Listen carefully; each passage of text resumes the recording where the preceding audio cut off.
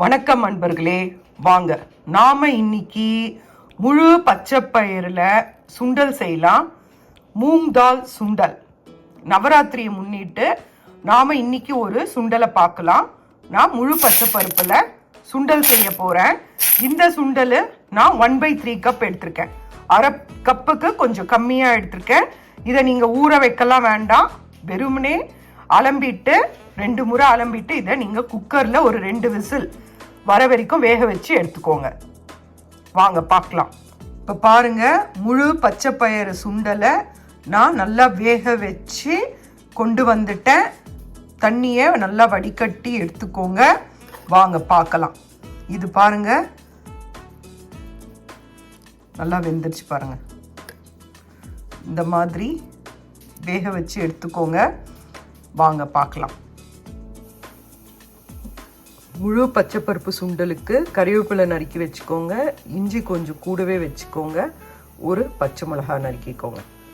இப்போது ஒரு பேனில் கடுகு உளுத்தம்பருப்பு போட்டு அது ஃப்ரை ஆனதும் இந்த பொருளை போட்டுடலாம். போட்டு நல்லா வதக்கின பிறகு வேக வச்ச அந்த மூங் தால் சுண்டலை இதில் போட்டுடலாம்.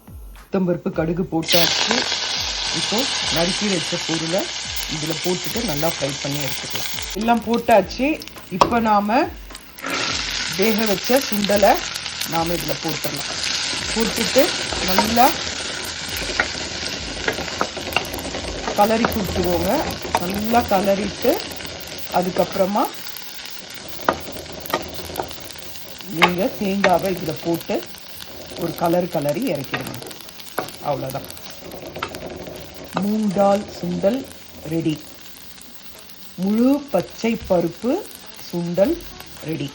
இது ரொம்ப உடம்புக்கு ஹெல்த்திங்க. இதில் அதிக அளவு புரோட்டீன் இருக்குது. இது ரொம்ப ரொம்ப நல்லது. இதை நீங்கள் சுண்டல் நீங்கள் சாப்பாடுக்கு கூட அதை வச்சு சாப்பிட்லாம். தயிர் சாதத்துக்கெல்லாம் ரொம்ப அருமையாக இருக்கும். இதை தொட்டு சாப்பிட்டீங்கன்னா நீங்கள் செஞ்சு பாருங்கள்.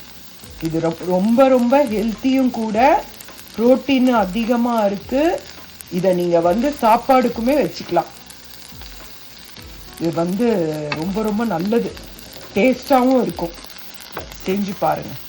இப்போ நான் இதில் தேங்காவை போட்டுடுறேன். இப்போ பாருங்கள், தேங்காய் போட்டாச்சு. அடுப்பை ஆஃப் பண்ணிடுங்க.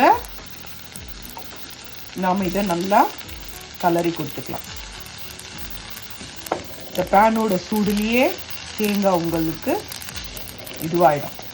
நீங்கள் அடுப்பை ஆன் பண்ணி இதை நல்லா இது பண்ணிங்கன்னா, கலரி கொடுத்துனே இருந்தீங்கன்னா தேங்காயோட கலர் மாறிட்டா சுண்டல் அந்த அளவுக்கு ருசியாக இருக்காது. தேங்காய் அந்த வெள்ளையாக அப்படியே நல்லா இருந்தால் தான் நல்லா சுவையாக இருக்கும். செஞ்சு பாருங்கள். உங்களுக்கு இந்த வீடியோ பிடிச்சிருந்தால் லைக் பண்ணுங்கள். முழு பயிறு சுண்டல் ரெடி.